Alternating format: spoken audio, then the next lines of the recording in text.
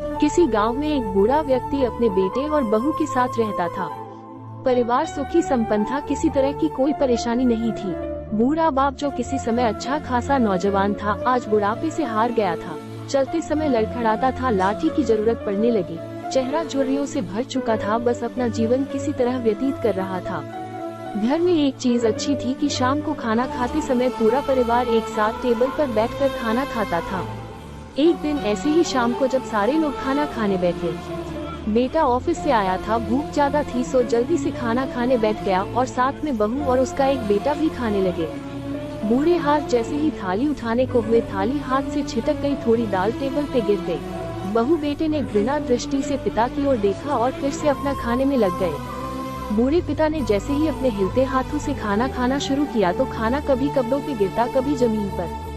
बहू चिढ़ते हुए कहा, हे राम, कितनी गंदी तरह से खाते हैं, मन करता है इनकी थाली किसी अलग कोने में लगवा देते हैं। बेटे ने भी ऐसे सिर हिलाया जैसे पत्नी की बात से सहमत हो। उनका बेटा ये सब मासूमियत से देख रहा था। अगले दिन पिता की थाली उस टेबल से हटाकर एक कोने में लगवा दी गई। पिता की दबदबाती आंखें सब कुछ देखते हुए भी कुछ बोल नहीं पा रही थी। बूढ़ा पिता रोज की तरह खाना खाने लगा। खाना कभी इधर गिरता, कभी उधर। छोटा बच्चा अपना खाना छोड़कर लगातार अपने दादा की तरफ देख रहा था।